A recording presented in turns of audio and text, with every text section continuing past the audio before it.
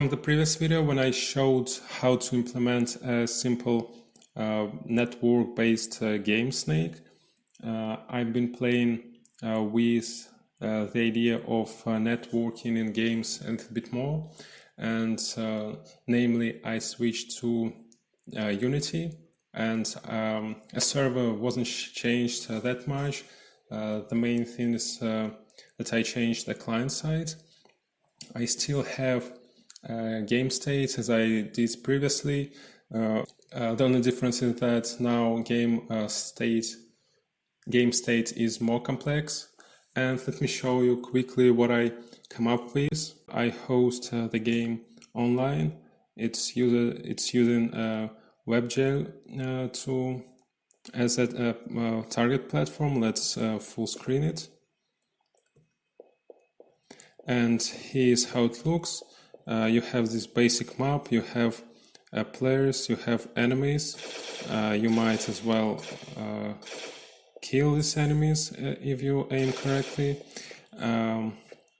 So you have this map, it's all synchronized on the server. You have a view distance, you have these capsules, these red capsules following you, you have steps after the capsules. And also there is trees that you can drop down with sounds if you go closer to them.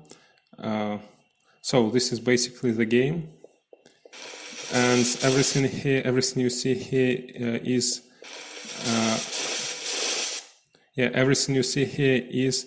synchronized from the server. This demo you might as well try it yourself.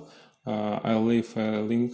I will return to the game and I will discuss it in a little bit more details in this video, and also I'm gonna show in another video I'm gonna show how I implemented a single feature, these steps that you see after all the moving objects in the game. I'm gonna show you how it's done, and basically everything else in the game is implemented in a similar fashion. I want to make some conclusion about the process of creating the game and about networking game in general. The thing that I really liked on implementing this game is that it doesn't depend on Unity at all. It has very low dependence on Unity. Most of the features on the game are implemented with the help of server, not Unity itself. Unity is only used as a render engine. It just renders the location,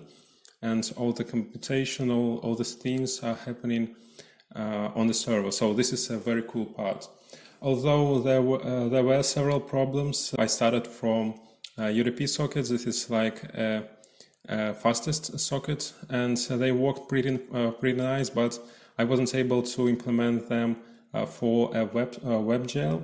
For WebGL, I thought that you cannot use UDP but maybe TCP, so I implemented a TCP version of a client, and TCP version didn't work as well.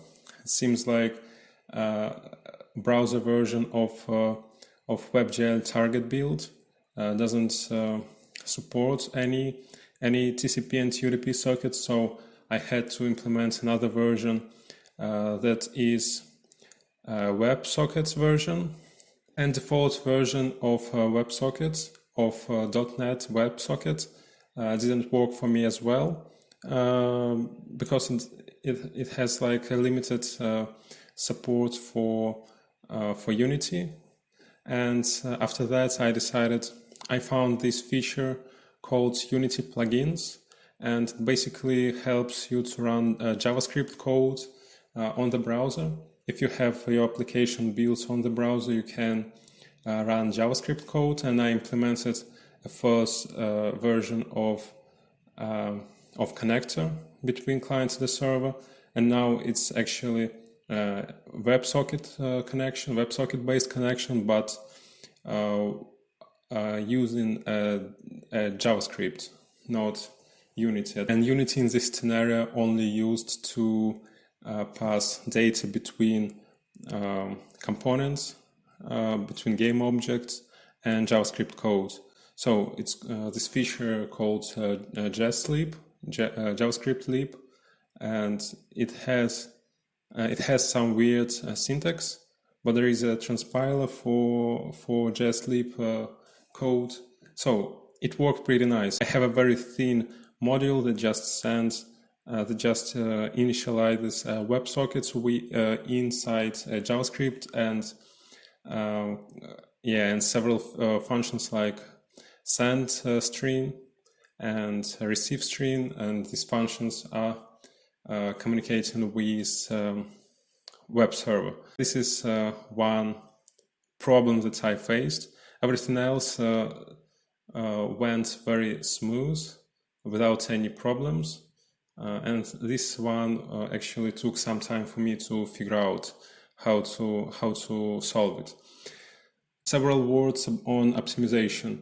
There are quite a few places in current projects when you might optimize things, like and the main bottleneck when you need to pay attention to is when you transfer data from the server to the client. You need to minimize how much data is sent and received, because it's the maximum amount of data you might transfer depends on how fast internet connection is. And of course, do not forget about modeling and animations and all the resources that you care about in any game. They also exist here as well. I didn't spend any time on them because I don't have any meshes, as you saw, any good quality meshes, any good quality textures. I just skipped it because the purpose was to build working network-based game. So, but basically, when you're developing a networking game, you need to not only think about usual things like your resources, your textures and meshes, but also about this synchronization between the server and the client. This is why networking games generally harder to build rather than a single-player game.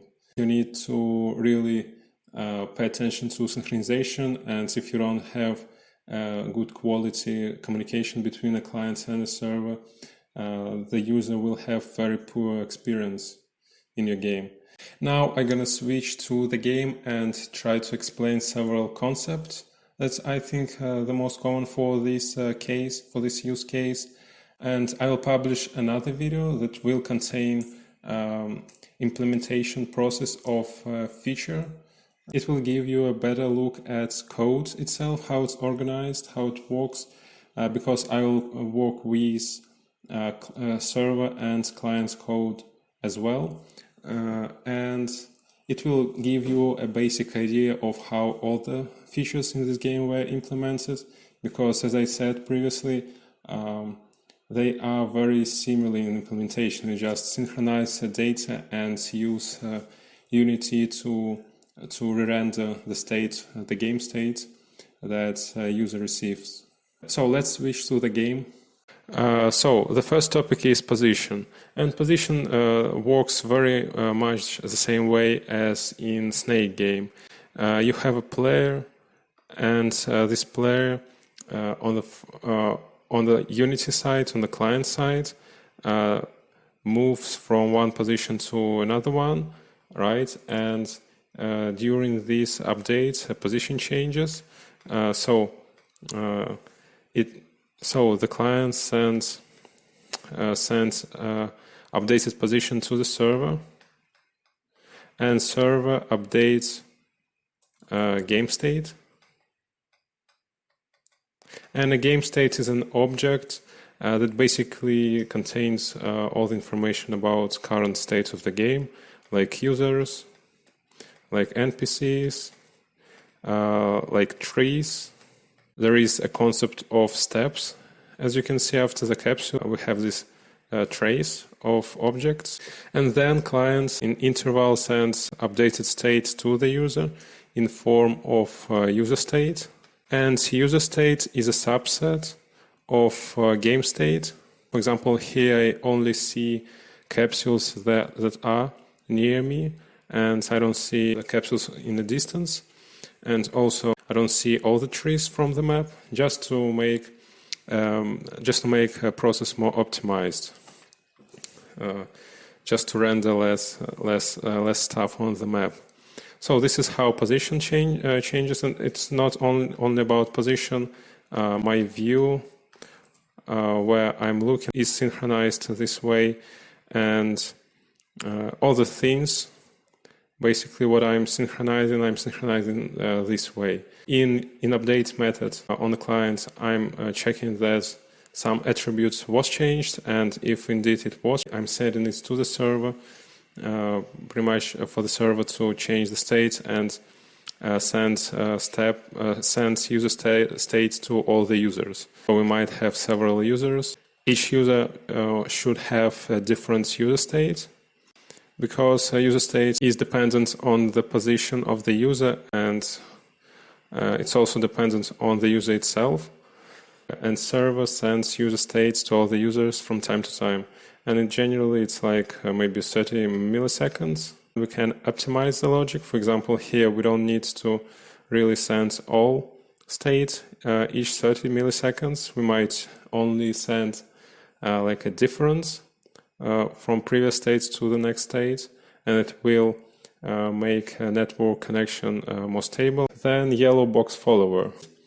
So every time we receive a user state, I'm just updating yellow box position, and it's based on a user position with offset in 2 coordinates. You might also see that this yellow box also rotates with the player, and it's done the same way, only it's using not position but a view. So yeah, this is how yellow box follower works. Let's keep for now a height map. Let's talk about red capsules. There are several objects on the map which are following us if we move closer to them, and they're basically like an enemy. They might move from point to point in idle state, or when I close to them they start following me, and then when I move further away from them they stop moving me and start doing their basic stuff, like going through the map from point to point, or just stay at a single place. They are calculated on the server, and things like their position are stored the same way as user position. We have NPC objects on the game state, and this is an array of points, right? You have a position, first position, second position, and all the positions of NPCs are stored in the game state. And once in a while, server will calculate NPC positions based on some rules, and rules are very simple. If red capsule has some scenario, some points that it should go from one to the next one, it will move closer to the next point, the next target point. And if we have a player near the capsule, it will stop following the generic scenario and start following the user. How we move these objects throughout the map if we don't have map on the server, because this map that you see here, it's a landscape. It's stored as the mesh in the Unity, and we don't have this mesh on the server, and we don't have a way on the server to say, for example, a height on specific point. And to solve this problem, I used a height map. I basically draw this map as a PNG height map. Here is it, a very simple one, and I generate a mesh from the height map, and also the server parses this height map on boot. Let me show you that. It's parsing the height map, map.png, and then it stores in 2D matrix the value of each individual cell in the height map, and this way we are able on the server to move red capsules to specific position with height. So we're not only moving them on XY coordinate, but also on Z coordinate. And it allows us to avoid any calculation on the client. If you have a capsule over here, and for example, a target point or a player located here, like maybe he's a player, and player actually closer to a capsule than minimal follow distance for the capsule. Then capsule starts to move closer to the player. It basically finds a shortest path from capsule to player and moves 1 point at a time closer to the player.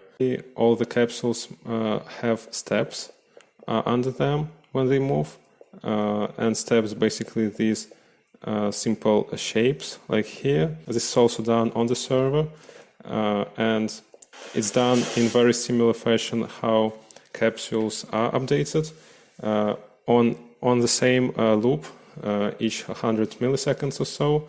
Server will store positions of all the capsules in a steps array. We filter all the steps based on location. If I go further, first I stop seeing a capsule, and then if I go a little bit further, I stop seeing steps as well. Another one is gun shooting. Whenever clients click, we need to create this object on the server that stands for light beam from the gun. Server will store a view angle and a position. And in game state, it's stored under the name of shots. And it's filtered very similar to how steps are filtered. And basically, it also includes create data when a shot was created, and server will keep checking shots, and all the shots that are older than 3 seconds or so will be removed. We might create a lot of bins. When you shoot a gun, you might remove capsules, red capsules. If you can shoot capsules